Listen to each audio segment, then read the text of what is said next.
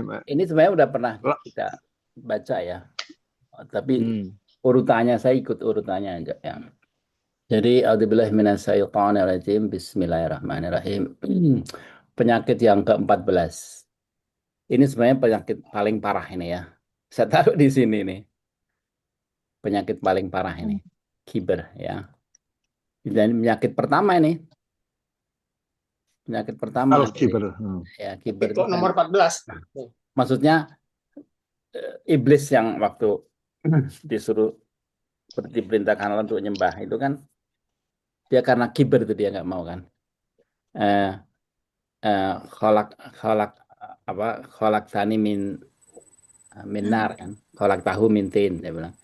Adam itu dibikin dari tanah, gua dari gua dari nengrat nih, Api. ya gua dari Ap- nengrat nih, gua apa pejabat Api. kayak gitu ya. Jadi dia mengunggulkan diri itu kiber ya. eh jadi Imam Maulid itu kan dia nulis buku Mudarat Al-Qalb, jadi apa ya, kesucian hati. Dia selalu pakai. Zaman dulu tuh orang kan nulis tuh nggak kayak kita prosa ya, nulis anu, kayak Yayon ya kalau apa sains itu kan kita nulis. Kalau kalau zaman dulu tuh pakai bait-bait karena bait itu susah kan. Jadi mereka menunjukkan kehebatan di bahasa Arab. Gitu, ya. Wal kibru antara ya nafsaka khairan. Kesombongan adalah ketika seseorang memandang dirinya lebih baik. Khairan ya. Min ghairika wa taruddal haqqa idza dhahara. Dan menolak kebenaran ketika benar itu datang. Yang susah itu yang nomor dua ini ya. Menolak kebenaran, selalu dilihat kebenaran itu siapa ini, dari siapa gitu kan. Kalau dari menteri langsung dia, tapi kalau dari bawahan walaupun lebih benar enggak, ya kan. Ada pertanyaan sampai sini? Hmm? Masa anak ITB kok anteng gitu? Anak ITB itu ngotot gitu kan. Tapi ada case ya di masyarakat ya. Mhm. Kadang-kadang dia itu memberitahu sesuatu, tetapi diterimanya itu negatif. Artinya apa? Mereka yang lawan bicara kita itu udah punya sifat iri dulu gitu, iri dulu sehingga apa yang kita berikan, meskipun itu sebagai petunjuk, Mhm. ya kan, itu Mhm. dianggap kesombongan, dianggap kesombongan. A bicara masih B, si A, saya ini berhasil karena saya melakukan ini.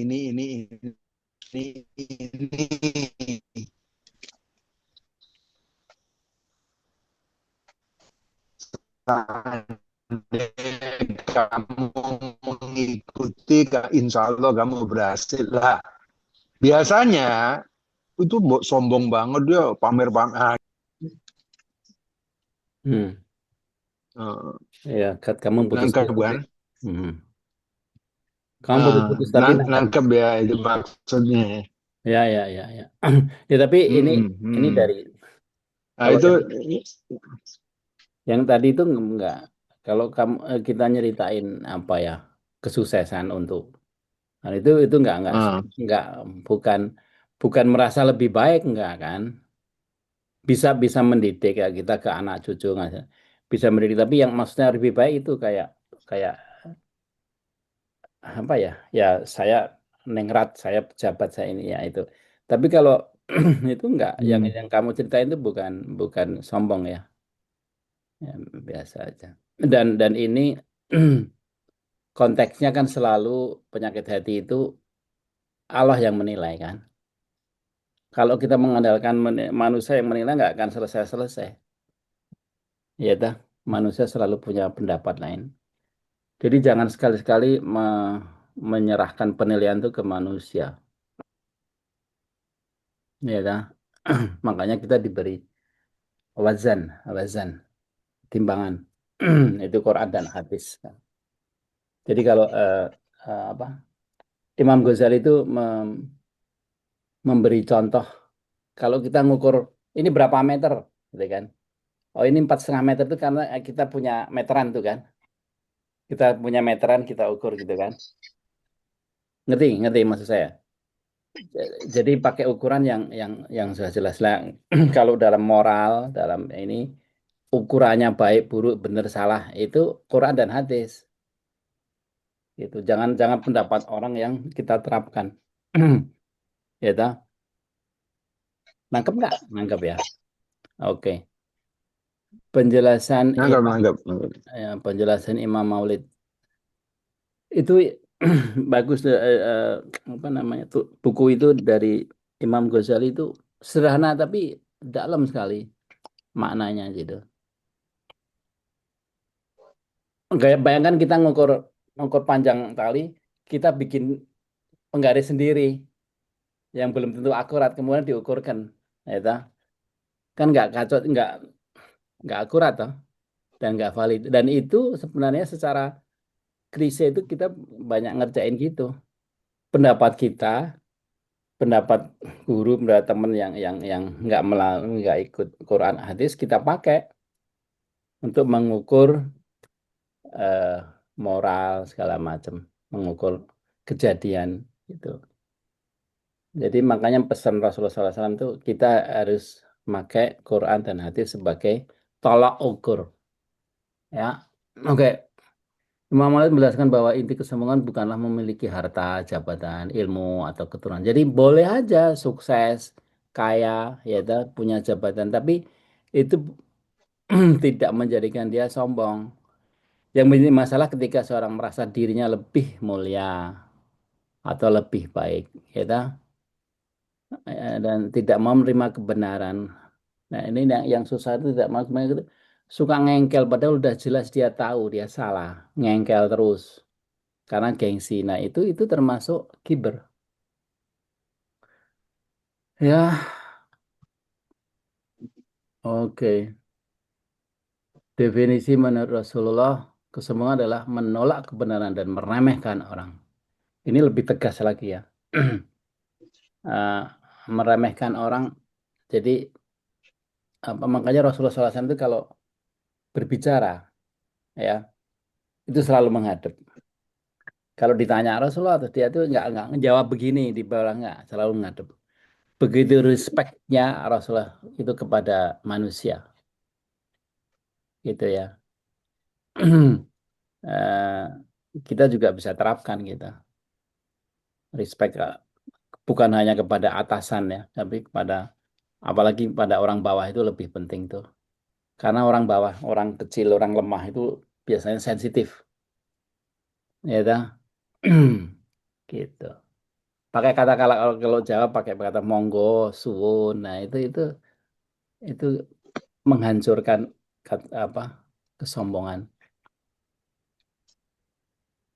Ya, jadi ada dua ini, menolak kebenaran, menendahkan. Coba Saukat ada contoh nggak menolak kebenaran dari dari fakta hidup yang ini? Kira-kira ada nggak? Itu sebenarnya perangkap. Ini adalah kesombongan itu menjadi satu perangkap bagi para pejabat sebenarnya. Hmm, gimana ceritanya? Para pejabat itu jadi ada kata-kata ya bahwa pengusaha bagaikan raja kecil gitu. Mhm. Oh gitu. Jadi apapun benar menurut dia dan siapapun harus menurut dengan dia. Itu yang terjadi pada pejabat-pejabat yang sekarang lagi viral itu bahwa para pejabat bagaikan raja kecil ya di YouTube karena Hmm. banyak para pejabat ditangkap. Lah, saya kira jabatan itu berat sekali ya karena dia dikelilingi oleh perangkap-perangkap kesombongan gitu lah. Jadi kenapa kalau kita dengar kisahnya siapa itu Abu Nawas ya, Abu Nawas tuh wanti-wanti itu sama anaknya atau cucunya itu bahwa jangan sekali-kali kamu jadi kadi ya, kadi apa? Nah, jadi hakim karena kesalahan sedikit kamu akan membuat orang merasa Hmm. terhina. Jadi saya kira itu salah satu contoh yang real ya untuk Hmm. kesombongannya. Tapi jangan sampai diartikan bahwa kita nggak mau jadi pejabat karena pe- penting ya. Apalagi kalau orang yang akhlaknya baik, ya toh. Jadi gini, di Quran tuh banyak disebutkan ayat-ayat soal gunung ya. Kalau coba saya tanya Yoyon, gunung itu dideskripsikan apa di Quran, Yon? Kan ilmuwan Yoyon ini. sebagai pasak, sebagai pasak kan, Exactly. salah satu yang. Pasak. Jadi selalu pasak. Pasak itu kan sesuatu yang dalam, tapi yang kita lihat tinggi kan, menjulang tinggi. Jadi kayak paku. Jadi kalau ini ada papan ya, kita taruh di tanah itu kalau kita paku gitu kan dia nggak bisa gerak. Ya. Gunung itu fungsinya sebagai pasak sehingga bumi ini nggak bergoyah. Bumi ini tipis loh kalau dibanding dengan lingkaran bumi ini ya, bola bumi ini tipis sekali dan dia gampang bergerak. Tahu nggak dulu semua benua jadi satu kan? Nah, pasak itu untuk supaya menjaga nggak setiap saat tuh goncang atau gempa bumi. Di dalam masyarakat, di dalam keluarga, di dalam kelompok itu harus ada salah satu yang menjadi pasak. Artinya apa? Dalam ilmunya, tinggi akhlaknya. Harus ada satu-satu orang. Di kampung, di keluarga, di negara, di masyarakat lebih besar. Itu harus ada. Jadi lah artinya kalau kita bisa menempatkan diri sebagai pemimpin, sebagai pejabat dan kita punya akhlak yang apa tinggi dan ilmu yang dalam, itu lebih bagus. Rasulullah SAW itu kan pemimpin dan apa 13 eh, muridnya kan 13 ya. Itu pemimpin semua kayak Umar, Ali segala macam, didikan Rasulullah. Pemimpin itu pejabat lebih pejabat kan, tapi nggak nggak memakai topi ke, kiber gitu ya susahnya gitu. Ya, jadi jangan sampai discourage anak kita untuk menjadi pejabat tapi di apa didorong mereka jadi pejabat tapi yang benar gitu dibekalin ilmu yang dalam dan akhlak yang tinggi.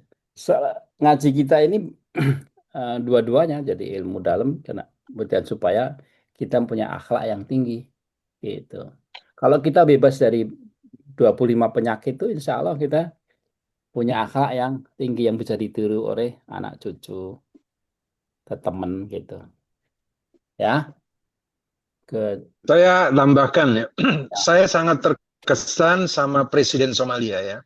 Dia berbicara di umum bahwa jangan kamu taruh foto saya di kantor-kantor kalian.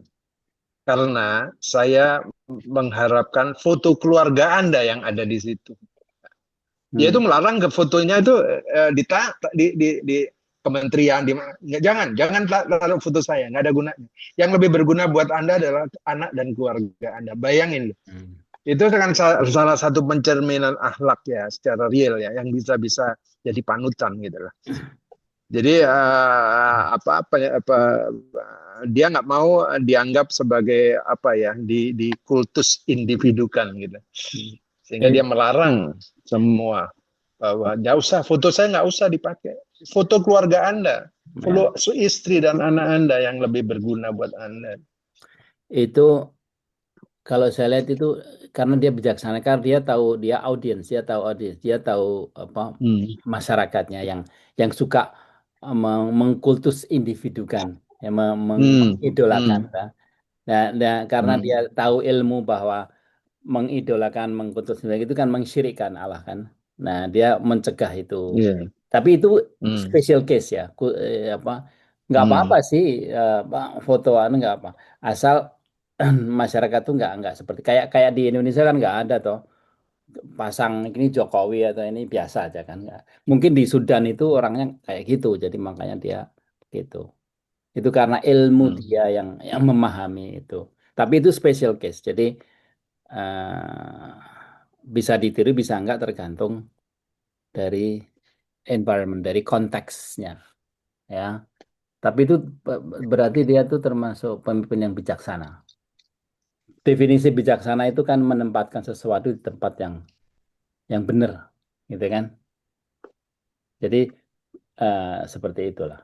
Oke, contoh-contoh kibir yang sering terjadi itu merasa lebih alim. Ini halus tapi ya toh. Ini kalau saya bilang Saukat tuh baru tobat sekarang, dulu kayak apa? Ya, gitu kan saya udah kiber itu. Ini ya kan ya. Hmm, Atau hmm. kamu merasa waduh ini yang lain nggak mau tobat, saya sendiri udah tobat, udah baik nih.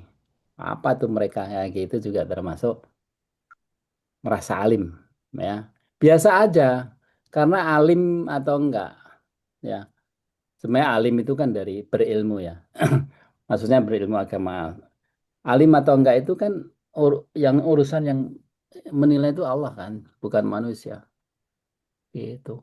Mau Merasa lebih kaya, merasa lebih kaya boleh mau kalau tanya mengenai ya. Hmm? Terus, monggo, mau nanya. ya mau tanya mengenai apa kesombongan, ada yang rendah diri, ada yang berbohong. Nah, itu untuk mencegah kesombongan boleh nggak kita rendah diri dan berbohong? Misalnya nih, wah ini yang jadi ketuanya si itu aja tuh yang gaji paling gede itu. Wah enggak, aku nggak sebesar itu. Nah, padahal kita berbohong gitu lah. Jadi kita mau merendah merendah jangan kelihatan sombong tapi berbohong gitu. Nah, itu boleh apa tidak? Kan gitu. Ah, Wah itu aja tuh. Tuh orang gede tuh orang paling kaya enggak, saya bilang saya kaya, saya biasa-biasa aja kok. Nah, tapi ya. itu kan berbohong, Hmm. ya dia kaya gitu loh. Jadi eh, merendah, merendahkan diri dari apa yang dia punya gitu. Itu kan berbohong. Nah, Hmm. berbohong itu untuk supaya nggak ada kesan sombong. Ya, berbohong itu kan ada dua ya. Namanya white lie. Berhubungan apa enggak?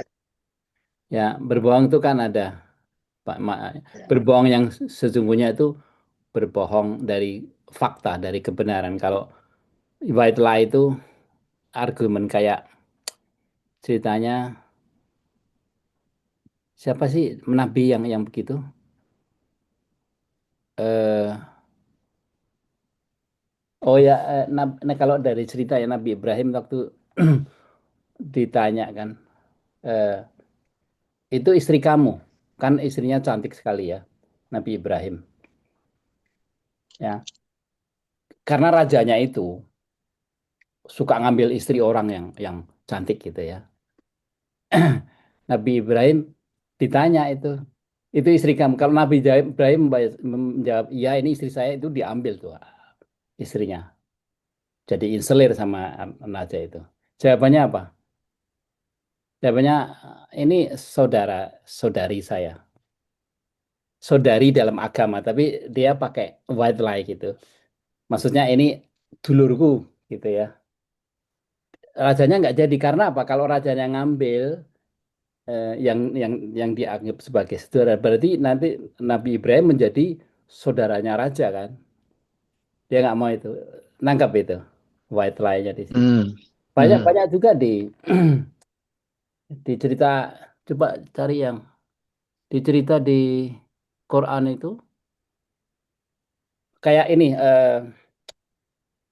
Yusuf, Nabi Yusuf.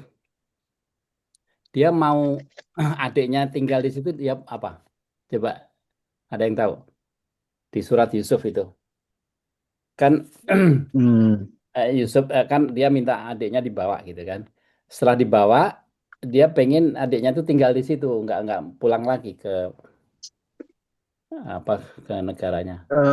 Kalau nggak salah dia ditugaskan sebagai pemelihara kuda ya, Bukan, bukan, bukan.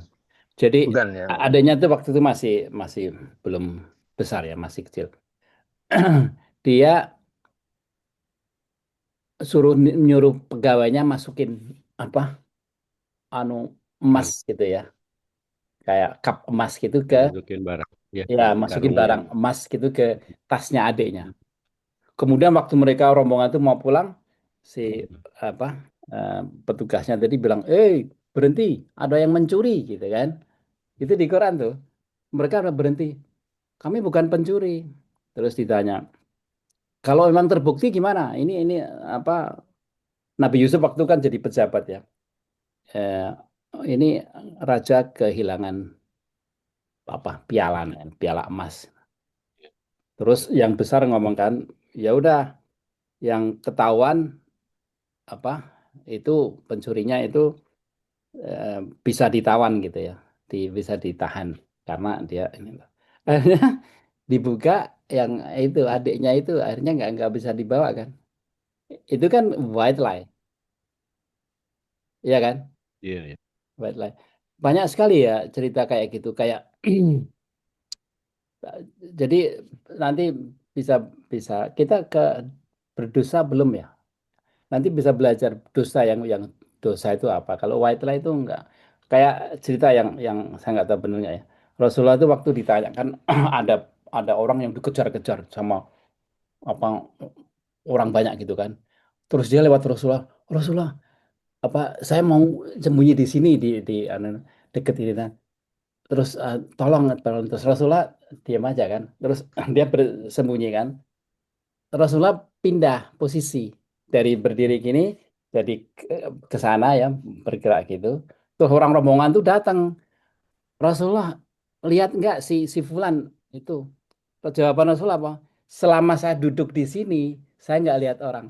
Padahal kan tadi berdiri di sana kan. Waktu melihat orang itu kan waktu berdiri. Nah, Rasulullah pindah Oh, duduk. Jadi ya, ya, pindah duduk iya, iya. ngadep yang lain gitu kan. Selama saya duduk di sini saya nggak lihat orang. Ngerti nggak? Jadi kita itu ya, dilatih untuk smart gitu ya. Coba bayangkan sekarang Rasulullah karena pengen jujur, dia berhenti, oh iya itu si Fulan itu di sini ngumpet di sini. Kan cilaka itu kan, ya. Padahal amanatnya si orang itu yang kejar-kejar itu mana seperti itu ya. Jadi bisa membedakan ya, white lie sama lie. Oke, oke. Merasa lebih kaya, Mau merasa tanya, lebih. Yul. Enggak. Ini sedikit. Kalau terlalu pede itu termasuk sombong nggak ya? Seperti kita misalnya banyak kan ya, kalau dulu anak-anak lulusan ITB itu kan pede lah, sangat pede lah gitu ya. Makanya Hmm. kayak kayak ininya tuh saya rasakan juga, saya merasakan bahwa kadang-kadang berlebihan juga gitu. Kadang-kadang Hmm. menganggap orang lain itu lebih rendah gitu kan. Hmm. Itu gimana tuh? Iya. Merasa pede. Tapi memang kalau memang udah kena batunya, misalnya, oh ternyata dunia ini luas dan apa Hmm. apa itu ya apa namanya orang lain juga ternyata banyak kelebihannya juga gitu. Baru kita Hmm. merasa, Itu itu ya. gimana tuh? Ada ini enggak? Ya. Itu beberapa emang ini sebulan 2 bulan yang lalu itu saya pernah masukin ke grup ini. Jadi kebetulan guru saya, guru ngaji saya, guru apa tahsin ya, itu dia saya challenge untuk ini kan. Dia bilang, wah saya nggak pede gitu. Saya saya ini saya apa kasih kasih wejangan gitu. Kata-kata pede, percaya diri itu bukan ajaran Islam karena percaya di yang diajarkan Islam itu percaya pada Allah ya. Ini bukan klise ya. Kalau kita ngomong konteksnya PD, percaya diri, itu berarti kan kita meng- tidak memakai acuan Allah. Artinya, oh ini saya udah pinter, ini udah gini, jadi saya percaya diri. Ya toh? Anu, acuannya udah salah. Acuannya udah salah. Ya toh? Karena kita hanya memakai referensi kita sendiri. Padahal selalu kan tadi saya buka dengan kalau ngukur sesuatu itu pakai meteran yang benar, nih, Quran hadis. Artinya Allah. Jadi kita percaya diri bahwa kita mampu itu harus di diacukan ke referensi ke Allah gitu. Kalau kalau kita ke percaya diri kita sendiri itu bukan ajaran. Akibatnya dia si apa guru saya itu dia nggak berani tampil karena dia selalu merasa nggak percaya diri. Ya dah. Padahal perintah Allah begini. Saya challenge dia akhirnya dia mau. Dia tuh pinter, pinter sekali apa? di dalam nafsu. Tapi dia cerita sama saya di sholat di masjidnya itu imam bacanya imam nggak kurang, dia nggak berani ngasih tahu gitu karena dia nggak pede gitu. Saya bilang perintah Allah bukan begitu, perintah Allah itu nggak ada urusan dengan kamu percaya diri atau enggak, tapi perintah Allah bahwa kamu kalau punya ilmu kasih tahu itu seperti itu. Jadi referensi PD sendiri itu sudah bukan mengacu ke ajaran Islam. Itu jawaban saya begitu. Nggak tahu ya kan gimana tanggapannya. Itu bagus, saya pikir ya, saya juga baru kepikir. Ya, Ya, ya. jadi kita dia tidak apa, tidak apa mengandalkan diri kita gitu loh. Iya. Jadi memang itu Hmm. jadi lebih apa ya ini. Tapi ya mungkin percaya dirinya karena kita percaya bahwa kita eh, Lebih. ya kita ya punya Allah gitu lah. Ya. Gitu, gitu. Ah, Jadi bedanya ada begini. kekurangan. Bedanya ya, kalau di dalam Islam itu tawadu. Tawadu itu pasrah pada Allah. Jadi kalau kita pakai percaya diri, itu kita nggak akan menjalankan perintah yang on time, ya, on the spot, yang benar gitu. Selalu kita nimbang-nimbang, saya belum main kita. Tapi kalau kalau yang tawadu itu sami'na wa ata'na. Ngerti nggak? Walaupun kita belum siap, sami'na wa ata'na. Kan kalau diperintah di Quran tuh untuk fisabilillah itu sarai wa dharai. Dalam keadaan senang, susah, ya toh itu harus ini. Jadi artinya nggak kalau percaya diri itu kan melihat kesiapan kita untuk menjalankan. Akhirnya orang nggak akan menjalankan perintah-perintah Allah. Selalu merasa kurang, merasa ini. Tapi kalau tawadhu yang sami'na wa ta'ana itu sudah di luar dari percaya diri. Karena percaya Allah. Jadi walaupun dia nggak belum mampu, belum ini ada ini perintah Allah, jalanin gitu. Dan itu sahabat-sahabat Rasulullah itu banyak yang kayak gitu. Akhirnya banyak yang kalau perang itu tangan yang potong segala macam. Itu risikonya ya. Jadi gitu. Coba Jadi, eh, menyambung tadi yang kata Pak Yoyan tadi. Jadi ini saya alami juga di rumah tangga. Rumah tangga kami kan jadi gini. Saya tuh kan habis lulus SMA tuh kan kuliah di Muhammadiyah. Tingkat 1, tingkat 2, waktu masuk ke tingkat 3, tes ITB saya berhasil. Jadi saya kuliah lagi dari nol di ITB. Kan itu. Selama saya di kuliah di Muhammadiyah, saya anak ITB sombong banget, begini ngomong paling tinggi apa tunjuk tangan pada kerjanya kadang bisa kadang enggak gitu kan. Jadi dalam hati saya, wah ntar kalau gue masuk ITB nggak kayak gitulah dalam hati kan gitu. Nah, hmm. masuklah saya ITB kan, udah masuk ITB terus udah selesai udah lulus kan kerja. Nah di pekerjaan itu banyak tuh anak ITB anak apa terus ada calon istri waktu itu, kamu kok nggak seperti teman-teman kamu? Kenapa? Itu dia percaya diri ke sana, gua, gua aja, lu sama gua aja, ntar apa? Iya, gitu. Oh, saya, ya, Putus-putus ya kenapa? Saya suaranya. pernah kuliah dulu, mau kayak orang TB itu, pulang ke Tenteng gitu. Jadi saya udah mawas diri dulu. Nah, setelah itu, istri saya itu kan di personal ya. Jadi waktu anak saya juga waktu itu Bu Sita mau masuk UI karena saya juara ke 1 dari SMA boleh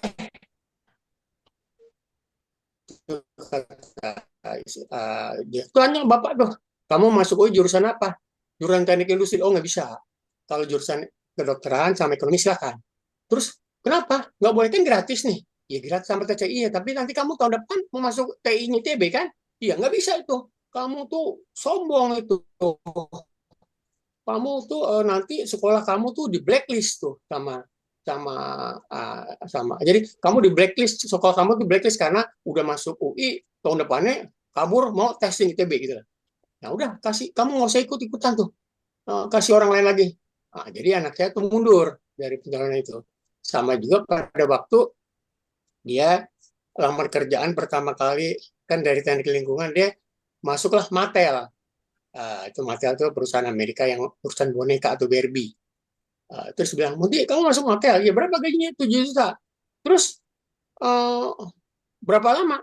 ya kan, ya paling 4 bulan. Kenapa? Kan saya mau S2. Loh, terus kamu tuh kasihan tuh orang kandidat nomor 2, ntar kamu di blacklist tuh, kutu lompat tuh anak ITB tuh. Aku paling benci tuh sama anak ITB gitu. Jadi istri saya tuh ngomong, dimarahin lah anak saya kan. Nah, dia aja langsung, ya udah, ya saya mundur aja. Itu tuh ITB, gaji saya udah pindah sana Eh, pindah sini. Itu Mustari, dimusuhin orang gitu loh. Mustari, Kata Mustari. istri saya. Fokus, Itu fokus seperti ke contoh. yang mau disampaikan apa ini? Yang mau sampaikan bahwa memang ada kesannya seperti itu. Oh, ada, wah ini bisa segala. Kalau kan orang bisa menuduh saya, kamu anak ITB kok nggak kayak, oh saya udah pernah tahu bahwa anak ITB Hmm. sombong pada waktu saya kuliah tempat lain gitu loh. Hmm. Jadi uh, poin itu artinya orang percaya diri, ada kesan dari orang itu sombong, Jadi kalau ya kan? sekarang Jadi udah, seperti sekarang udah maju ke belajar. tampil orang ITB itu kan. Oke, kalau sekarang udah belajar. Udah belajar karena saya kuliahnya di Muhammadiyah dulu. Udah belajar, Oke, jadi nggak bisa ya, seperti itu gitu loh. Jadi yap, seperti Pak Iwan bilang tadi, oh ya terkesombongan itu lebih ya, dari yang lain. Oke. ya makanya bagus kan. Jadi kalau kita udah belajar penyakit hati, kita tahu ya, yang dulu-dulu kita tinggalin gitu kan. Ya, belajar itu selalu proses, ya ta. Seperti Iya, yang kita gambarkan tuh, kita tuh proses untuk mendekat diri kepada Allah, ya ta. Ya kalau kita punya kibir ini jauh jauh dari Allah nih. Saya taruh di sini soalnya kalau yang lain tuh oke lah ada penyakitnya. Tapi kalau udah masuk kiber itu susah, bisa. susah. Ya dah. Penyakit pertama itu dari dari apa? Jin setan ya, iblis, iblis ya.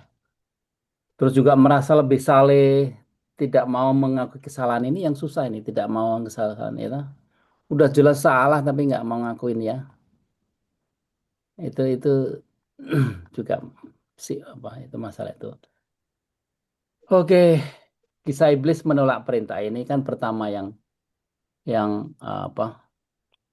Yang penyakit kibir yang jelas itu kan. Diperintahkan untuk sujud ya. Sujud itu menghormat maksudnya. Dia nggak mau ya karena dia merasa eh, apa? Dibikin dari api. Pikiran dia api itu lebih lebih baik dari tanah. Ternyata enggak loh. Tanah itu lebih kompleks, lebih lebih secara sains itu tanah itu lebih lebih berharga dari api. Ya, api itu kan gas. Kalau tanah itu unsurnya macam-macam. Tapi apa apa namanya? Persepsi dia itu dia lebih unggul gitu dari api, padahal enggak, kebalik. Ya, anak khairum min. Aku lebih baik padanya daripada kamu itu enggak bagus. Jadi sesungguhnya Allah tidak menyukai orang yang sombong. Yang kata-kata Allah tidak ya. Innahu la yuhibbul mustakbirin.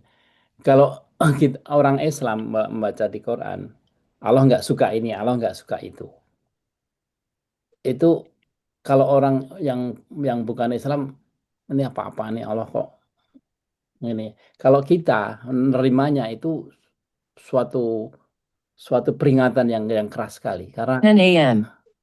karena kalau Allah tidak suka itu kita habis tuh dunia akhirat tuh. Ngerti nggak? Kalau Allah Ya, tidak suka kita itu kita habis tuh dunia akhirat. Tapi kebalikannya, kalau Allah udah suka seseorang, itu digambarkan kalau orang itu melempar, kayak Allah yang melempar. Kalau orang itu begini Allah, jadi Allah menggerakkan semuanya.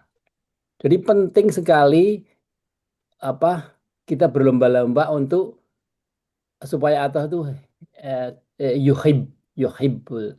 Jadi apa? Love us, suka pada kita. Itu penting sekali. Makanya kita tahajud, sholat, zakat, apa dermawan segala macam itu karena pengen dicintai Allah, pengen disukai Allah.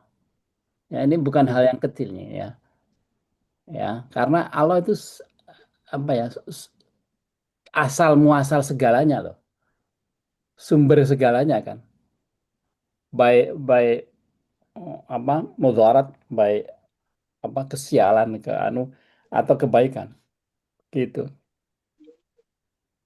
Nah, ini ada larangan berjalan dengan sombong, ya, mahroha. Ya, kan orang-orang Amerika yang itu kan, oh, gini kan, begenggang-begenggang gitu kan. Itu kita nggak boleh tuh, ya. Kita tuh, tapi juga nunduk-nunduk gini tuh nggak boleh juga. Ada cerita Umar bin Khattab kan, ada orang yang masuk masjid itu nunduk-nunduk kayak di di coba lihat nggak film seri Umar bin Khattab, ada yang lihat nggak yang 25 seri bahasa Arab itu yang diterjemahkan. Itu dia bilang, ngapain kamu kayak gini? Jadi kayak kayak kayak menunjukkan alim gitu lah ya, menunjukkan bertakwa kita. Nggak boleh juga itu. Tapi berjalan dengan sombong begegang-begegang itu juga nggak boleh. Ya, artinya kita juga harus melihat persepsi orang. Ya, oke, jangan merasa diri paling suci. Ya, semua yang merasa diri itu nggak bagus karena kalau kita merasa diri, ya, itu kan berarti kita referensi manusia sekitar kita. Ya, seperti itu. Ini saya terus saja ya kalau kalau nggak ada pertanyaan. Tapi kalau banyak pertanyaan ngomong aja. Sebentar. Hmm. Kalau saya itu semua sikap saya itu saya ukur ya, saya feedback gitu ya. Jadi contohnya begini, apakah saya pada saat perform itu sombong atau enggak? Itu terbukti dari contohnya saya berjalan satu tempat. Kemudian ada yang negor saya, Pak Haji mau kemana? Artinya apa? Apa yang saya tidak rasakan, tetapi dirasakan oleh orang lain, itu adalah cermin bahwa sifat sifat performan kita seperti itu. Kan ada juga orang yang orang kecil, dia, ngapain gua apa senyum sama dia, nah, gitu ya.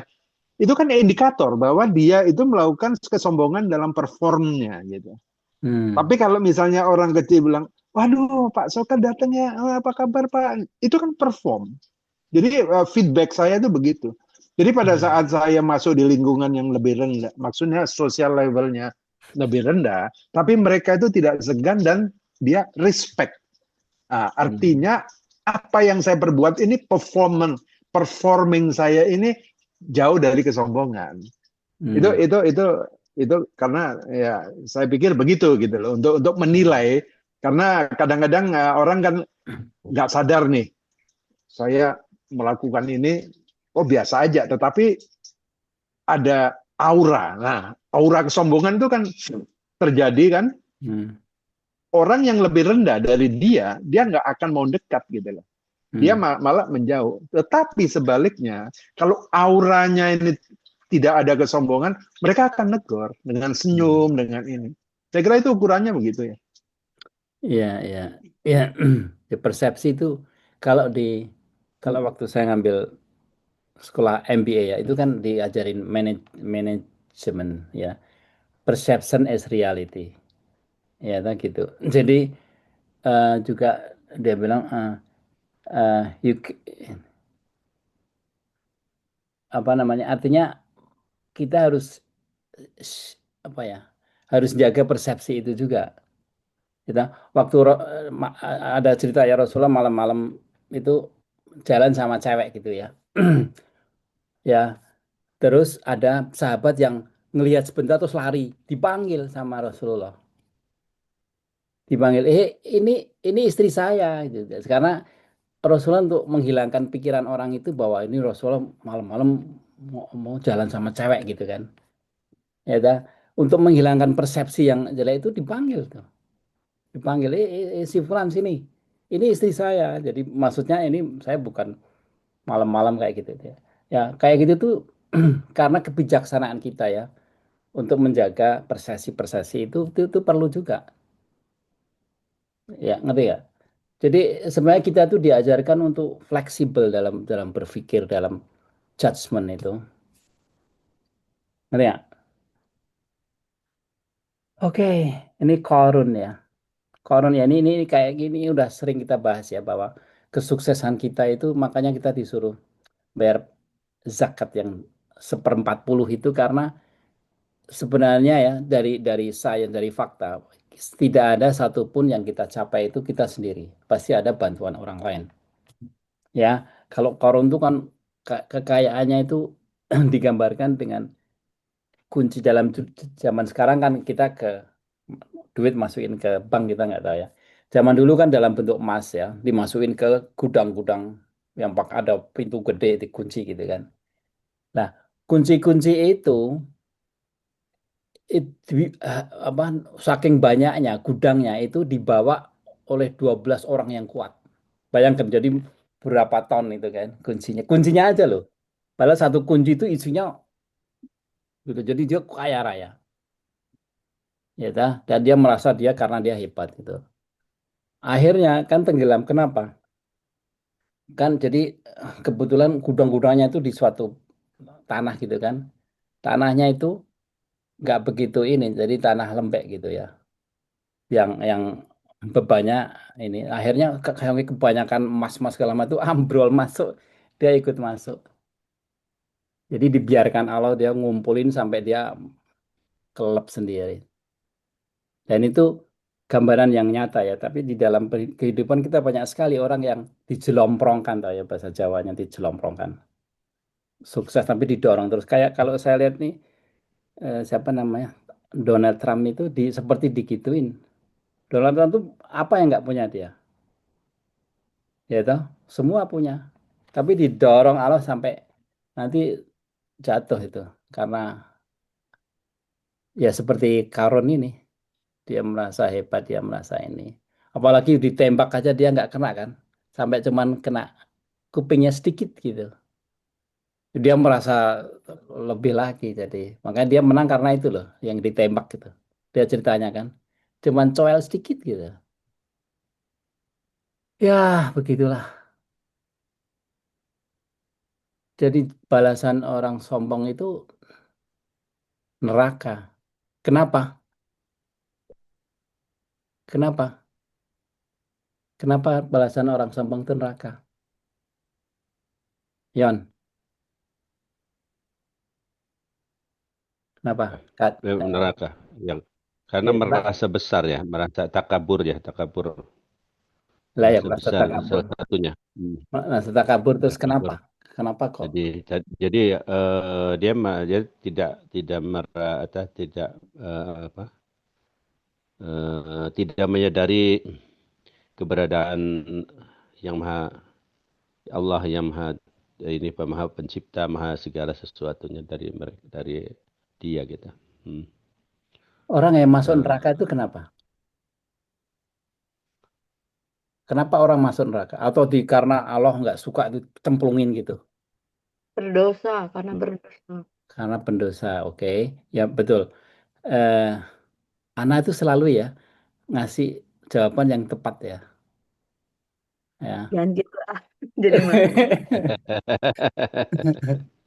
Iya, betul. Jadi gini kalau di eh, surat apa yang pendek itu bahwa orang yang timbangannya eh, apa berat ya itu ah, kayak minggu lalu kita ini ya itu masuk surga. Kalau yang timbangan ringan itu masuk neraka. Yang disebut ringan khafah itu di- dibanding dengan dosanya. Jadi kata-kata di situ ya eh, man khaffat mawazinuhu Wa'alaika hawiyun masuk masuk ke neraka. Barang siapa yang ringan timbangannya itu kalau kita ngomong apa ini ya ini berat atau ringan itu kan relatif terhadap apa ya dah? Ya kalau dibilang situ amalannya ringan itu ringan dibanding dengan dosanya. Jadi yang memasukkan seseorang itu karena ringan timbangan amalnya berat dosanya ya dan sombong itu membuat amalan kita itu kan bukan karena Allah kan. Ya toh? Innamal a'malu binniyati. Ya toh? Amal itu dinilai Allah. Jadi bukan jumlahnya ya, tapi bobotnya. Lah bobotnya itu yang apa tergantung dari niatnya. Ngerti ya? Lah orang sombong tuh nggak pernah dia niat karena Allah, karena diri sendiri.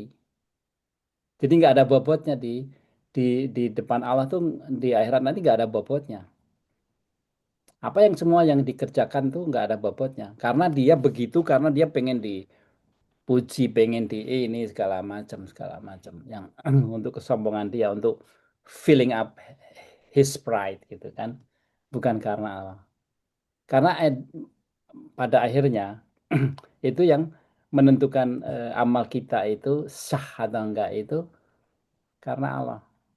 Ngerti nggak? Jadi bukan bukan karena Allah benci, ini sombong, kamu sombong, tak masukin, enggak. Karena timbangannya itu. Jadi kembali lagi sebenarnya konsep apa di akhirat itu kita masuk surga neraka itu simple sekali. Allah membuat itu simple. Semua tergantung dari amal kita. Ngerti nggak? Jadi semua sebenarnya penyakit hati yang 25 itu membuat amal kita itu jadi lebih ringan dari dosanya. Karena kita nggak fokus kepada Allah yang digambarkan di sini kan.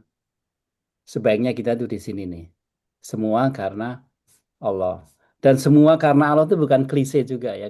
Nah, itu sangat dalam dan very smart kalau kita berbuat sesuatu karena Allah itu sebenarnya nanti kalau ada kesempatan lagi kita bahas lebih dalam lagi dari segi apa filosofi itu sebenarnya luar biasa orang yang berbuat sesuatu karena Allah itu sebenarnya very smart ya. Ka- di luar itu tuh sebenarnya bodoh ya, tapi konsep itu sebenarnya konsep yang orang kalau belajar sufi itu belajar kayak gitu itu bisa memahami gitu. Jadi selagi-lagi ini laisa fi jahannam mathwal lil mutakabbirin ya mutakabbirin orang yang merasa besar. Karena apa, kalau kita mutakabbirin, kita merasa besar itu kita nggak nganggap Allah kan, ya ta? Karena kan Allahu Akbar. Tahu nggak, Allahu Akbar itu sebenarnya artinya bukan Allah yang maha besar, tapi Allah yang lebih besar.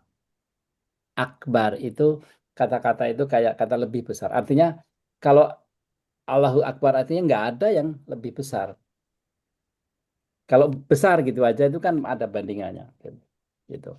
Jadi selalu kita itu jangan sampai kita begitu kita mutakabir, kita sombong, itu artinya kita merasa besar.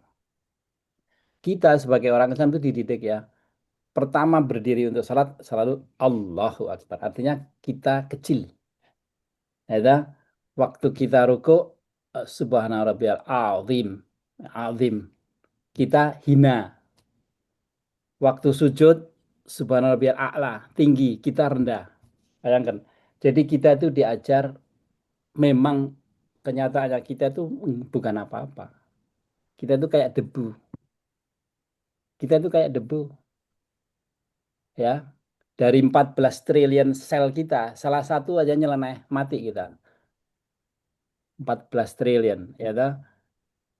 Kayak saya tak ceritain sih, siapa namanya di Ariel Sarun tuh, yang itu satu satu sel darah ngeblok di otaknya, dia koma 6 tahun. Ya, jadi kita itu kayak debu, nggak ada apa-apa. Makanya kok kayak gitu kok sombong kan lucu ya. Ya, nanti di akhirat orang pada bingung yang sombong-sombong gitu karena dia sebenarnya nothing. Kalau di Quran diingatkan kita itu asalnya dari sesuatu yang nggak pantas disebut ya. Kalau kita udah dewasa semua, kita dari air mani. Ya tahu nggak, kalau suami istri berhubungan itu ada 250 juta apa apa namanya itu, apa ya namanya itu sperma itu ya, 250 juta ya ta? Satu yang meneluri jadi kita. Begitu remehnya kita. Air maninya apa? Sperma saja udah nggak, udah hina kan. Dan itu hanya satu di antara 250 juta. Jadi kita tuh benar-benar nggak perlu disebut sebenarnya asalnya. Tapi setelah jadi orang, jadi kayak Tuhan aja gitu ya. Ya, jadi kita belajar ini tuh kita pakai apa ya?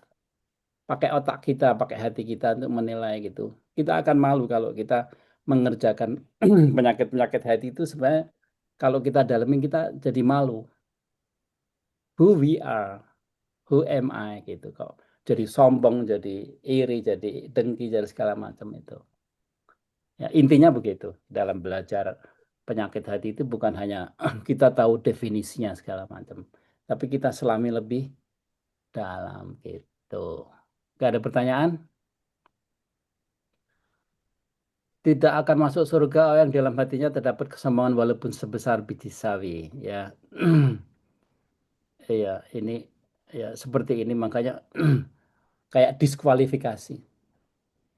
Ya kalau yang lain tuh oke bisa kalau sombong itu diskualifikasi karena ini dasarnya daripada segala niat kan.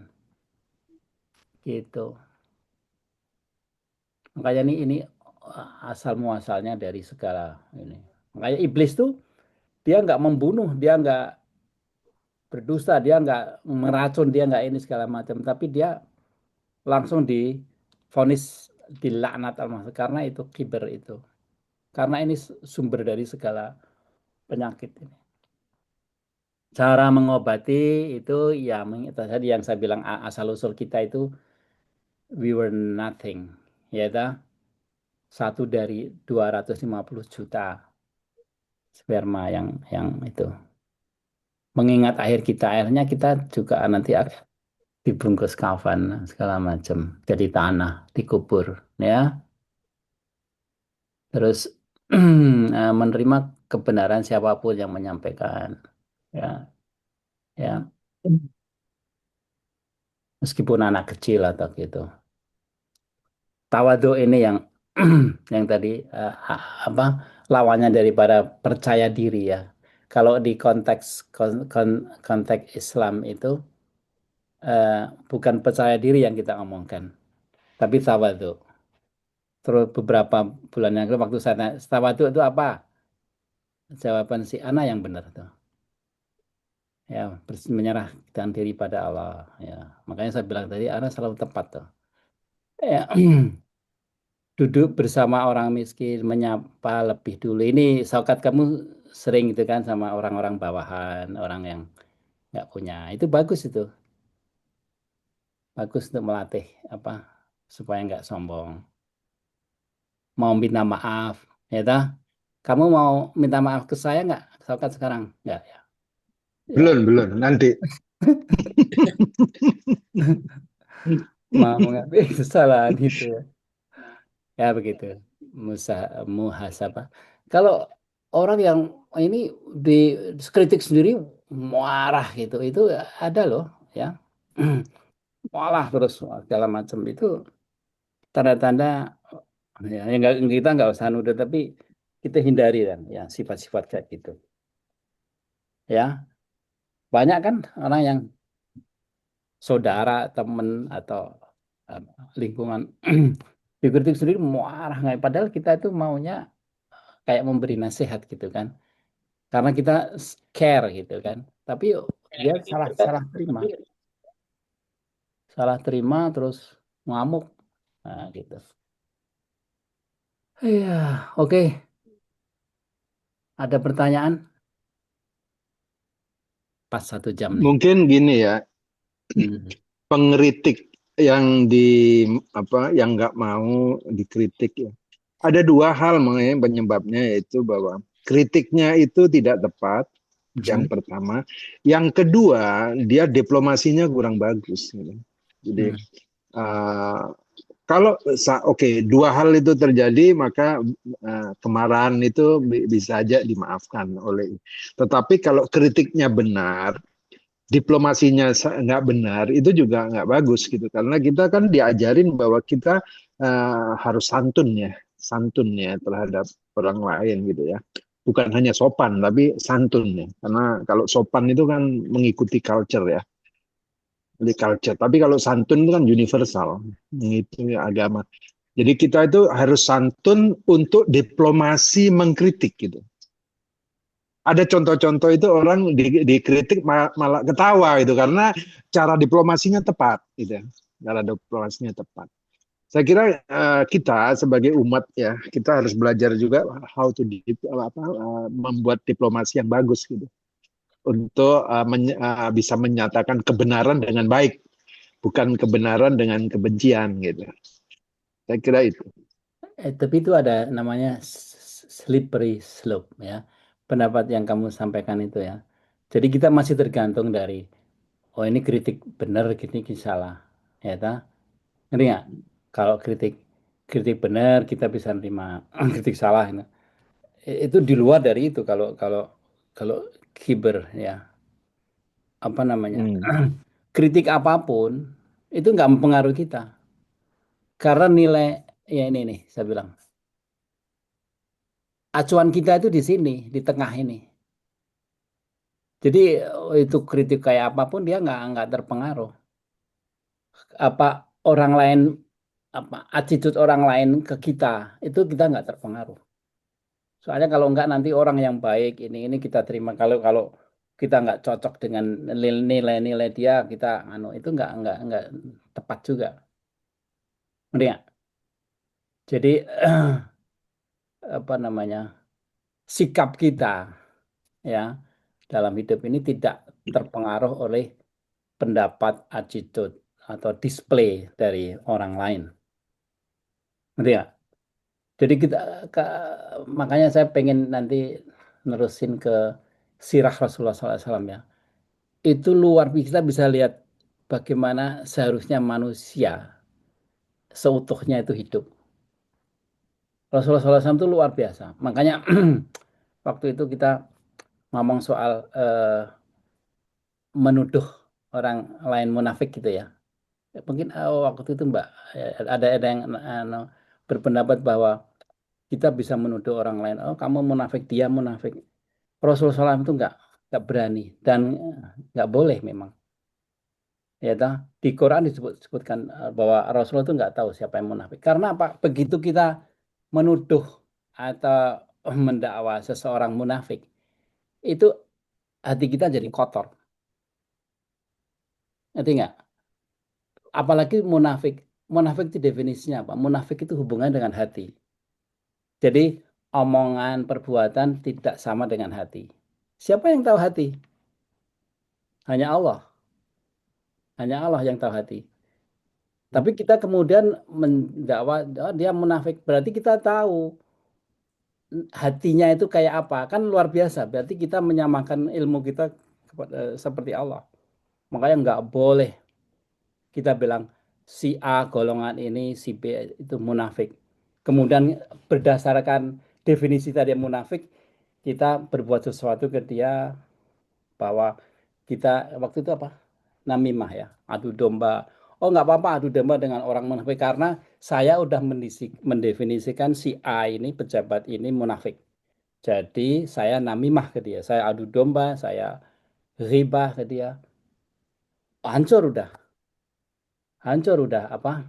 eh, Islam kita hancur, iman kita hancur karena kita udah mengambil apa ya, mengambil hak Allah atau ilmu Allah bahwa yang tahu isi hati orang itu hanya Allah.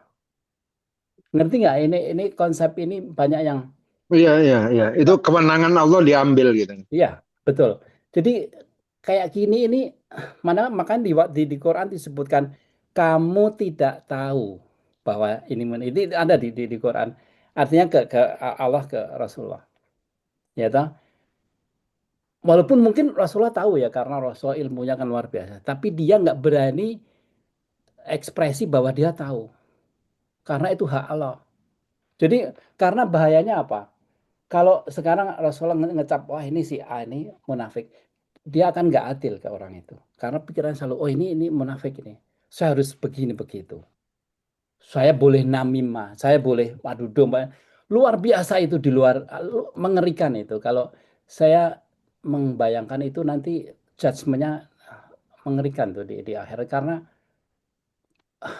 kalau konteks kecil nggak apa tapi kalau kayak negara ya kita wah si ini munafik itu sikat dia habisin dia telanjangin dia itu luar biasa bahayanya loh Ya, eh, ya ini saya omongin ini dalam rangka sufi ya, filosofi ya. Saya ngomongin eh, secara pendekatan filosofi ya, yang lebih dalam, yang mungkin perlu pemikiran. Tapi intinya adalah hati-hati karena itu diajarin kita itu jangan menuduh. Malah bahkan ada begini, kalau kamu menuduh munafik ke seseorang, ternyata dia tidak munafik, kamu yang munafik.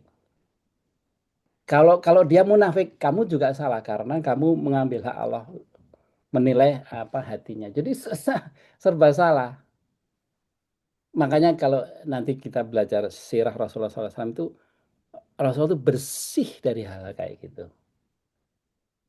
Indah sekali. Jadi apa tindak tanduknya, bahkan diamnya itu sesuatu yang indah. Kalau saya ngikutin sama guru saya setahun tuh belajar itu. Jadi kita melihat dunia ini jadi indah gitu. Dari kacamata hati yang bersih gitu.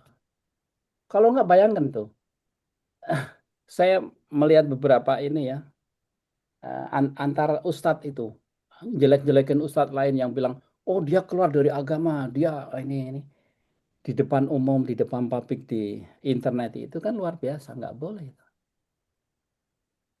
nggak boleh itu. Maka ada bentrok-bentrok ya. Ya, kita kan diajarkan sholat tuh setelah sholat apa? Salam kanan, Berdoa. salam kiri. Enggak, ya assalamualaikum, assalamualaikum. Hmm. Kita tuh diajarkan untuk menyebarkan salam, bukan menyebarkan apa pertentangan. Oh, kamu munafik, kamu jelek. Enggak. Assalamualaikum, assalamualaikum. Ngerti nggak? Jadi orang Islam yang berilmu harusnya begitu. Jadi kayak tadi Yayan bilang kan, kayak pasak gitu kan. Kita tempatkan diri kita sebagai eh, pasak bumi, sebagai gunung. Jadi tinggi amalnya, menjulang apa akhlaknya, dalam ilmunya. Banyak belajar supaya dalam ilmunya, kemudian kita belajar bersihkan hati supaya menjulang akhlak kita. Ya, begitu pesan dari Mbah Yanto. Ada pertanyaan, ada engkelan, ada ini. Monggo.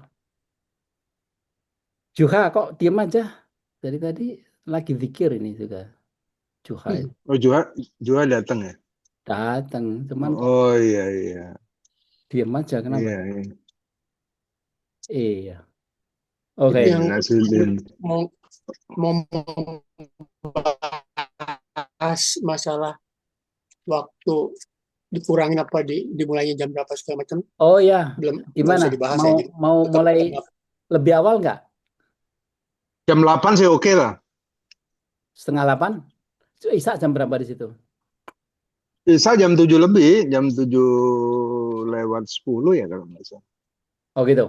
Ya, sekarang jam 7 kurang sih sebetulnya. Jam 8 Ya bisa mungkin jadi mungkin itu usulan dari Suherman tuh memang kayaknya memang Masuk akal. saya anggap itu keusulan bagus gitu.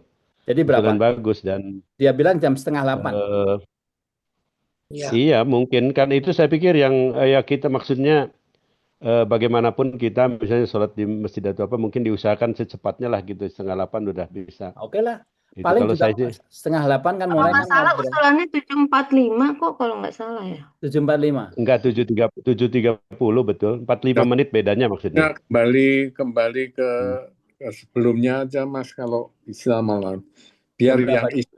yang Isya itu juga tidak terburu-buru. Iya, makan Kemudian, jadi belum makan. 8. karena masjidnya juga kadang-kadang kan rada jauh juga. Udah Ya. dikasih kembali ke laptop sebelumnya aja Mbak. Jam Jam jam jam 8 saya ya. 8 itu lebih orang inget juga apa namanya ada ketemuan gitu kan jam 8:15 rasanya kok ada kelebihan juga tapi kalau jam 8 gitu udah Gini aja deh. ya Biasanya seperempat jam itu ngobrol dulu. Kayak Mustari itu kan sering cerita panjang itu kan ya. Kita iya tampung, kita sama kita ya tampung. Jadi 8 kurang seperempat kita mulai. tapi yang resminya jam 8. Jadi Ya menampung bagus. supaya Setuju. supaya ngobrolnya itu selalu kan kita selalu ngobrol seperempat jam itu untuk kanan kiri ngalor ngidul itu kan. Ya, ya. Ya. Jadi kita umumkan jam 8 kurang seperempat, tapi kita tahu sama tahu mulai resminya nanti yang buka itu jam 8. Gitu aja ya. Ya. Ya. Terus Oke. mengenai peserta, ya kita aja maksudnya alumni TB aja, boleh orang luar enggak? Kalau Boleh, orang luar boleh. Boleh masuk, orang. jadi nanti Boleh. apa orang luar ngelihat YouTube-nya aja, apa orang luar ikut kayak kita nih Enggak. ngobrol. Nanti kita Emangnya harus pilih-pilih orangnya kan? kita tuh nggak ada keistimewaan ITB itu apa sih? Betul. Karena sampai ITB, sekarang kan tidak ada orang ki- luar. Maksudnya, kalau ada orang luar mau Tahu nggak ikutan, ITB boleh. itu apa? Ikatan Hmm. Takut Bini. Tahu? Ikatan Takut Bini. Kita takut bini itu. Ya nggak, Kat? Ini listrik di tapi tempat saya mati udah ya? hidup. Oh, Oh, hidup. udah terang tuh. Tapi Alhamdulillah. sebenarnya nanti kalau orang luar ini nggak tahu saya, mereka akan minder karena anak-anak ITB semua ini gitu. Mungkin ada aja begitu gitu. Bukan kita yang mau menonjolkan, tapi mereka selalu overestimate kadang-kadang sama kita itu, padahal kita kan udah lupa, kita ITB udah berapa puluh tahun yang lalu. ITB aja kok. Ya Enggak, udah. maksudnya tidak dilarang. Kalau Tidak dia tidak dilarang. mau ya, iya. Iya, Maksudnya tidak Sebagai dilarang. pendengar juga oke gitu kan. iya, Iya, iya. iya. Memang, Ini Yul, hmm, saya nanti terakhir saya minta 5 menit ini. Saya punya permasalahan yang ya, mungkin bisa didiskusikan bersama. oke. Sekarang aja, udah. Setelah ini udah Enggak, mulai. enggak gini. Oke, tadi yang buka siapa? Saya. Kamu Mustali. Mustari tutup dulu, tapi kita nggak off. Yang mau tinggal gitu. Monggo ditutup. Ya, ya. Oke. Monggo ditutup Mustari. Ya, terima kasih teman-teman sekalian. Hari ini kita telah membahas masalah tentang kesombongan. Banyak manfaat yang telah kita dapati, dan semoga setelah mendapat ilmu ini jadi kita tidak semakin sombong kan gitu. Wabillahi taufiq wal hidayah. Wassalamualaikum warahmatullahi wabarakatuh. Waalaikumsalam warahmatullahi. Oke, Yon. Waalaikumsalam. Monggo. Ya, ini Pak Yoyon kalau mau cerita-cerita Iya. di luar Oke. topik. Di luar topik ya, oke. Ya. Jadi ini saya cerita sedikit ya. Mungkin panjangnya nanti bisa diteruskan. Tapi yang jelas saya jadi eh, percaya Allah tadi kan PD ya, jadi PA sekarang percaya Allah. Jadi saya merasa bahwa ada kewajiban saya untuk mendiskusikan ini, beban yang mungkin bisa tidak saya tanggung, bisa artinya saya rasakan sendiri ya. Jadi mungkin ceritanya gini, ini ada guru praktek ya, guru praktek di sekolah saya. Itu dia alumni pensiunan LIPI dulunya, bersama-sama saya dari LAN segala macam ke LIPI, kemudian udah pensiun dan sekarang ikut saya. Dia menjadi salah satu guru praktek. Dia lulusan pendidikannya SLTA, SMK. Nah, dia itu dulunya kena musibahnya itu, jadi dia ngerjain pekerjaan proyeknya orang tetapi tidak dibayar. Nah, padahal dia punya kebutuhan dan punya Iya. utang lah gitu. Akhirnya saya bawa ke sini. Ya saya tolong dia dibawa ke sini dan kemudian sudah ditolong itu dan saya tempatkan di sini, tidur di sini. Dia rumahnya di Ciwidey. Dari Ciwidey Bandung tuh kira-kira berapa kilo ya itu? Ada 40 kilonya sekitar ya. Ya, jadi dia tinggal di sini sekarang, tinggal di masjid saya di sini, di tempat saya. Nah, sekarang dia punya permasalahan lagi. eh, Dia tuh sebetulnya sesudah agak mapan di tempat saya dengan apa imbalan yang tidak banyak dari saya ini. Kemudian eh, dia tuh mencoba untuk memberi anaknya itu supaya bisa bisa hidup. Jadi dia mencicil kendaraan, kemudian dia kendaraannya itu dipakai untuk Grab atau apa Gokar atau Grab lah, saya nggak tahu ini yang mana. Nah, habis gitu kendaraannya itu dia di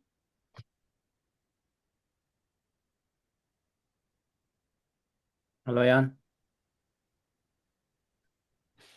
hilang ya suaranya. Kendaraan cicilnya. Halo, oh dia, Mati lagi. oh ya, Lampu mati lagi nggak? masuk masuk. Nah, Yon, halo, halo halo ya, halo ya. halo halo Putus ya, putus ya Hmm. ya, ya ya ya ya ya ya putus ini kemana saya di sampai mana ke saya juga sampai ke iya anaknya iya apa, tapi motornya. ya, nggak maksudnya tapi saya nggak ada di tempat saya ininya apa page-nya nggak ada. Saya bisa dengar tapi nggak bisa. Eh, oke lah saya terusin aja ya. Masih Ya bisa ya, ini aja. Jadi tadi sampai anaknya itu dia meminjam uang dari temannya sehingga mobil tadi itu mobilnya untuk usaha tadi Motor. itu mobil mobil Oh, harga mobil. jadi ya mobil harga mobil bekas lah mobil bekas dan dia dijadikan borak jadi diambil sama temannya mobilnya padahal mobil itu kan untuk usahanya dia. hmm, Nah, sehingga usahanya bapaknya sehingga itu.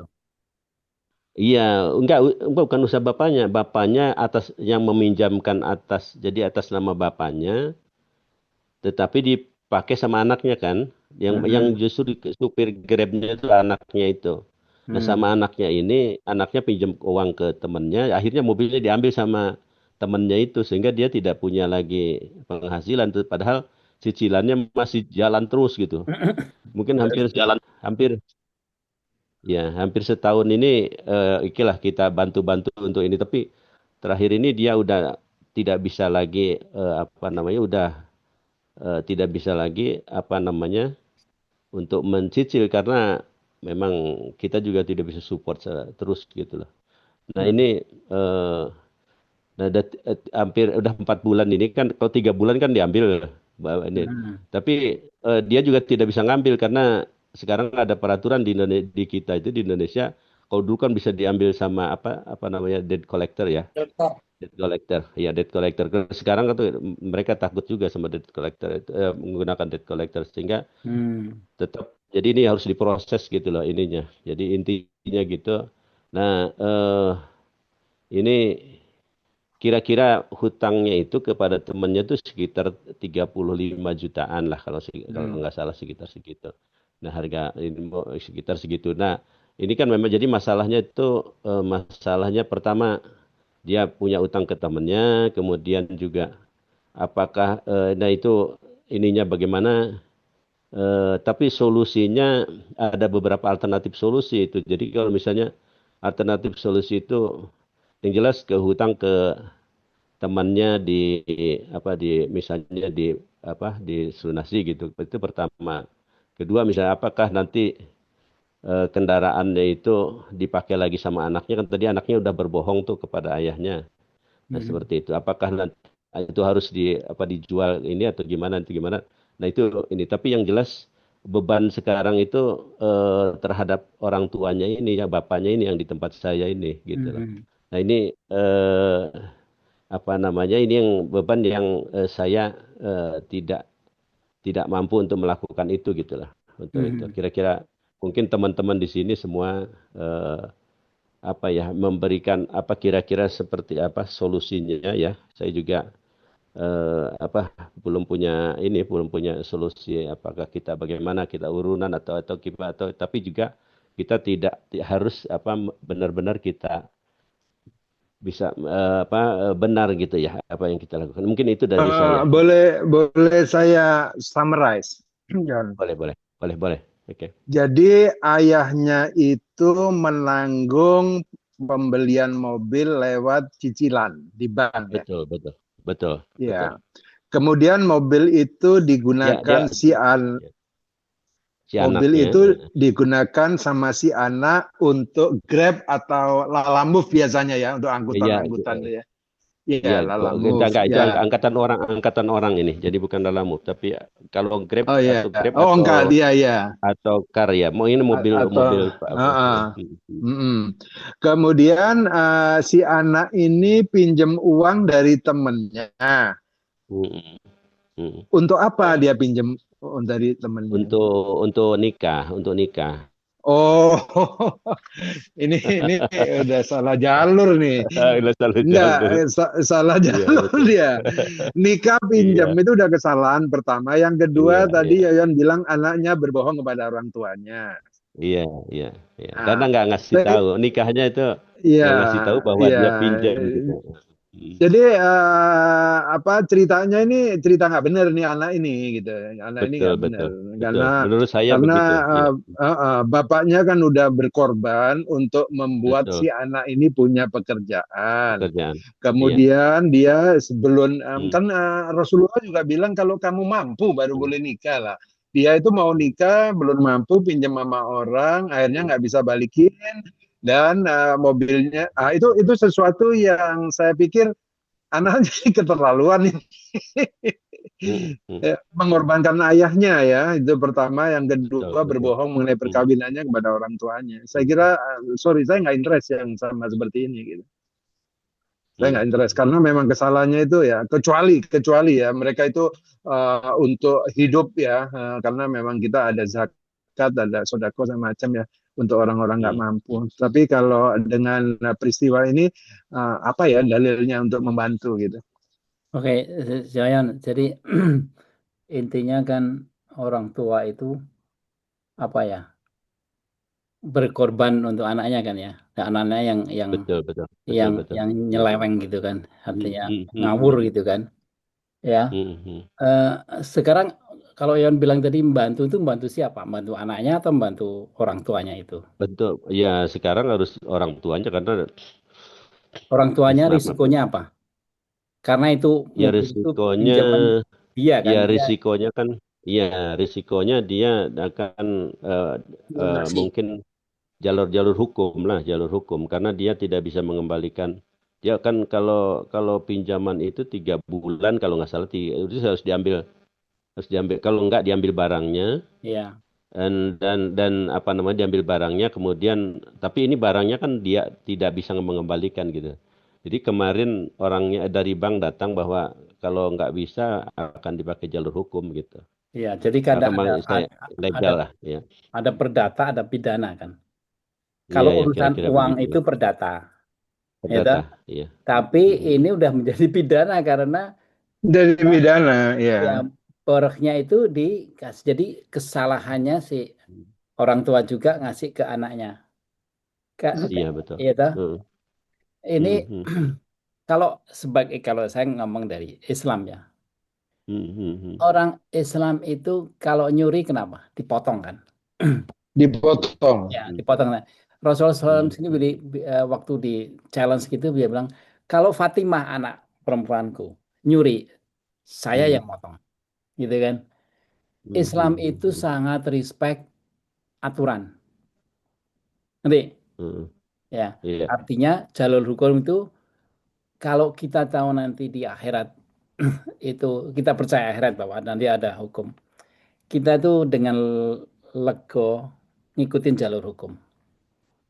Ngerti? Bahkan ada cerita Iya. kan, ada cerita yang orang perempuan ibu-ibu yang mengandung karena dari zina. Ya. Gitu. Akhirnya dia Hmm. minta Rasulullah supaya dia dirajam. Rasulullah bilang, susuin dulu anakmu 2 tahun gitu kan. Setelah, berarti Rasulullah itu sebenarnya mau menghindar jangan sampai apa dirajam itu.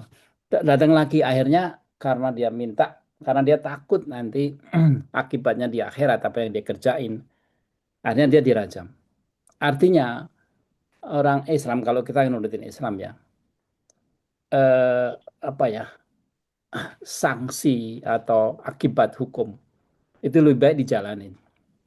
Artinya, pelajaran bagi orang tua itu dan anaknya itu, dia akan mengikuti proses pidana. Kalau kita bail out, kita bayarin semua. Ya, nggak ada pelajaran tuh. Bisa aja 30 juta ada yang kaya bayarin gitu ya. Tapi itu berbahayanya adalah untuk dia, untuk orang yang mempelajari ini bahwa orang bisa bisa aja sembarangan nanti di bail out itu dibantu gitu.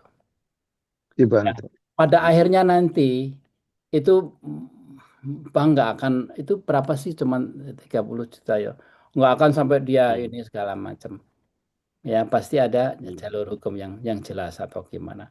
Atau dia ngasih case yang benar. Atau mungkin nanti anaknya sendiri yang harus mungkin dia harus nyicil atau gimana.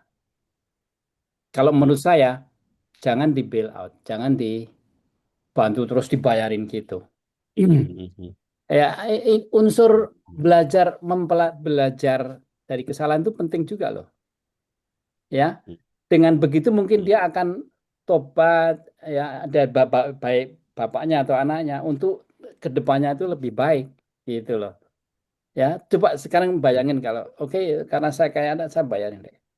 Itu anaknya tidak tambah lebih rusak dan orang tuanya akan lebih nggak hati-hati. Ya, memang mahal ya kayak gitu ya. Tapi makanya Allah tuh selalu ingatkan orang yang selamat tuh yang percaya Allah dan hari akhir. Percaya hari akhir itu bukan hanya klise hari akhir, tapi ya seperti itu bahwa kejadian di dunia itu nggak bukan apa-apa dibanding dengan akhirat. Jalanin aja. Ya soal perdata menjadi pidana nanti sampai di mana ikutin aja.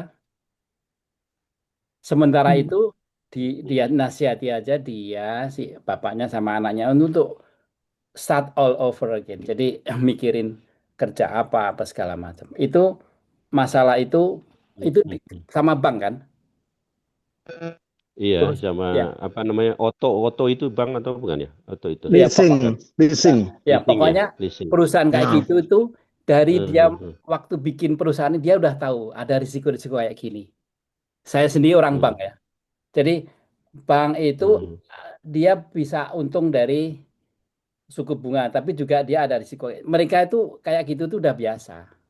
Jadi mereka akan ini. eh, Jadi ada namanya tuh apa foreclosure ya.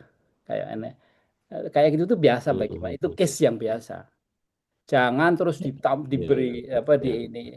Itu ngerusak ngerusak aturan, Hmm, ngerusak hmm, permainan ya. Nggak, hmm, itu hmm, hmm. saya mau tanya, kan dia mau nikah, terus udah nikah, udah berkeluarga, atau nikah, jangan-jangan udah nikah, Udah nikah, nikah, tapi terus nggak tahu gimana. barangkali Udah keluarga nikah katanya, istrinya udah. mau membantu gitu. Oh ya, ya, ikut bantu. Ah, gitu kan.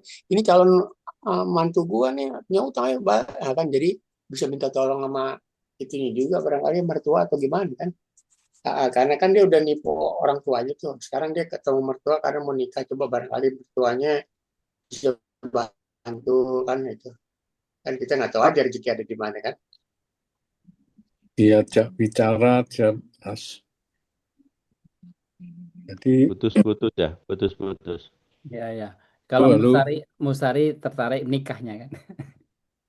iya, iya. Iya Tapi iya. jangan si anak ini juga udah nipu mertuanya.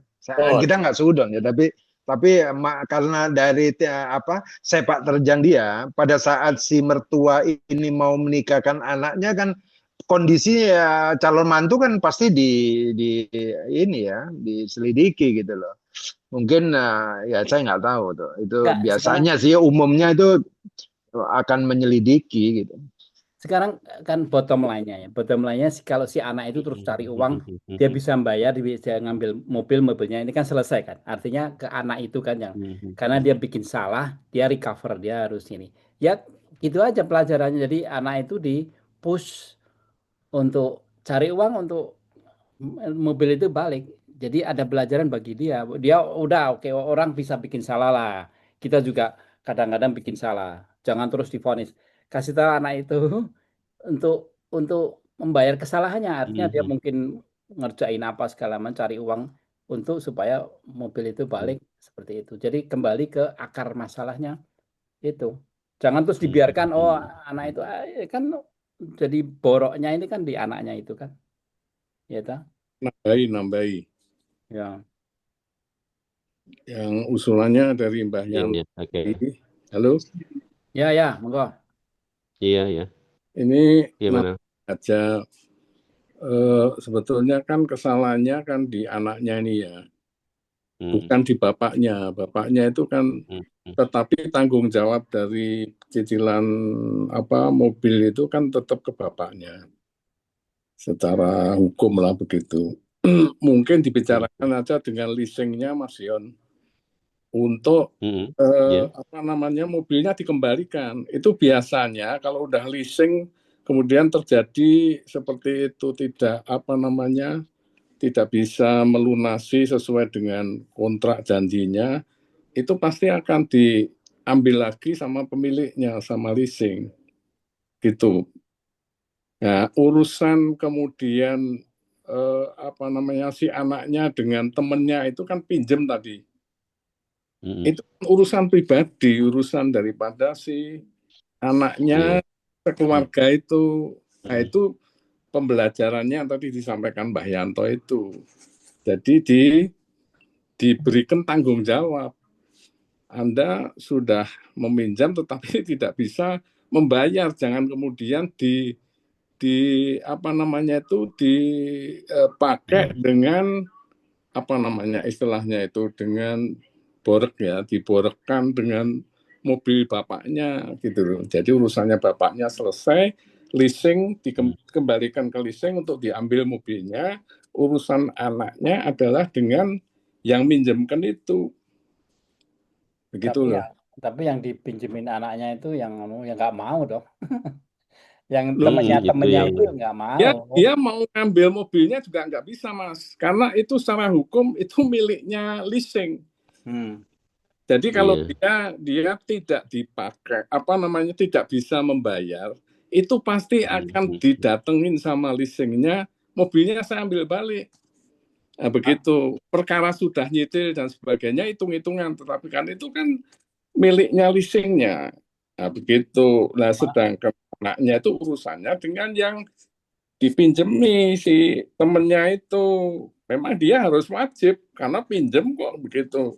Nah, itu yang tadi sampean bilang pembelajaran itu, tanggung jawab. Gitu. Makanya kan urusan perdata yang uang menjadi pidana. Artinya kalau pihak leasingnya itu meminta polisi atau apa untuk ngambil itu kan udah pidana. Artinya seperti nyuri. Jadi si bapaknya ini dianggap leasingnya ini nyuri. Jadi nggak dikembalikan kan haknya leasing. Nah itu nanti pidana itu. Mungkin nggak sampai. Artinya bicara baik-baik, ini kondisinya seperti ini, itu biasanya dari pihak leasing, oh ya sudah, nggak masalah, nanti saya hitungkan lagi, misalnya kalau masih ada hak, piutang, pasti akan dimintakan, tetapi kan tidak sebesar harus nyicil terus itu, Mas. Tetapi mobilnya sudah balik ke leasing. Nah, itu kalau sudah balik ke leasing, sangat kecil kemungkinan dia kemudian sampai diuruskan ke perdata, begitu, pidana dan seterusnya. Dan selesai kok begitu. Nah, sekarang tinggal si anak ini sendiri aja dipanggil sama bapaknya, Anda tanggung jawab dong, pinjem, jangan pakai mobilnya bapak, kan begitu. Intinya yang jangan di bail out, jangan terus dibayarin itu. Iya. Enggak, itu kan ada yang membayarin. Itu tanggung jawabnya si anak yang meminjam, gitu loh. Pembelajarannya itu. Dan saya kira kalau ditemukan dengan yang minjemin, kemudian kondisinya seperti ini, yang minta maaf, ya mungkin begitu. Tetapi kan cicilannya mungkin bisa diperpanjang, tapi dengan cicilan yang memang sesuai kemampuan daripada si anaknya ini, kan bisa dibicarakan seperti itu, Mas Yon. Terima kasih ini. Jadi saya memang tadinya berharap, karena sebetulnya sudah sebulan yang lalu ya kejadian ini itu. Cuman tadi kembali lagi dia otonya datang lagi ke tempat bapaknya itu. Kebetulan di tempat saya kan di sini. Jadi dia lapor ke saya gitu, terus sudah gitu ya saya coba bicarakan di sini. Tapi saya tadinya nggak nanya-nanya karena saya berharap tadinya kendaraan itu sudah diambil gitu, diambil paksa. Maksudnya kebiasaannya itu kan di Indonesia kan biasanya diambil paksa oleh debt collector. Jadi, tapi Udah. kayaknya saat terakhir ini nggak berani lagi diambil. Ya nggak maksudnya nggak dipaksa karena dipakai sama orang lain itu kendaraannya. Jadi, nah itu ini yang saya juga tidak terlalu dalam mengetahui persis seperti apa itunya dan saya juga tidak mengenal anaknya juga tidak. Jadi saya mengenal bapaknya aja. Jadi itu yang mungkin keterbatasan saya. Tapi yang jelas saya merasa lega ya. Merasa lega itu saya juga merasa lega itu karena mungkin ya ini sudah seharusnya misalnya memang mengikuti kaedah tadi misalnya supaya merasa jera juga atau apa juga. Tapi ya, saya pikir itu juga relatif bagus ya. Tapi ya ini aja sih memang saya merasa ikut terbebani gitu. Maksud saya itu pikirannya. Jadi dengan saya mengemukakan permasalahan ini ke teman-teman ya, saya tidak sendirian maksud saya. Jadi walaupun saya mohon maaf telah mengganggu ya tapi ini sebagai pelajaran juga terima kasih. Jadi mungkin saya mengikuti petunjuk ya arahan teman-teman ya, Pak Yulianto, Pak ini siapa Saukat, Nazarudin juga Nasrudin juga ya. Saya pikir saya menerima ini itunya. Mudah-mudahan nanti kita lihat seperti apa hasilnya apa. Jadi tapi yang jelas case ini banyak loh yang terjadi ya. Case ini betul. sebenarnya banyak terjadi. Jadi saya berharap Yoyon tidak terbebani gitu karena memang ini case seperti ini banyak terjadi. Jadi mereka itu memboroskan sesuatu yang sudah diboroskan gitu kan. Itu kan mobil kan diboroskan ke leasing, kemudian dia boroskan teman ke teman itu nggak boleh itu nanti ada hukumnya. Kenapa itu jalur hukum lebih enak lah untuk penyelesaiannya. Dan itu bisa pidana karena sesuatu bukan miliknya dijaminkan itu pidana. Pidana banget tuh. Ya biar anaknya Pidana, belajar. ya. Biar anaknya belajar. Dia umurnya berapa anaknya tuh? Umurnya sekitar 20 sekian tak? Saya tidak iya sih mungkin dia di bawah 30 ya di bawah sekitar hampir mencapai 30 lah kira-kira. Saya juga tidak mengenal karena dia ya, anak umur segitu itu banyak bikin salah. Biar dia belajar, nggak apa-apa. Misalkan dia harus masuk penjara setahun, jalanin aja. Ya. Iya. Lebih baik nanti ke depannya itu lebih baik. Jadi kita ngomong 50 tahun dari sekarang, 40 tahun dari sekarang itu. Kalau kita bantu nanti dia rusak 40 tahun ke depan. Tapi kalau dia bisa keluar dari sini dia nanti baik 40 tahun ke depan gitu. Ngomong kita 11 a.m. Oke, udah 11 a.m. Oke.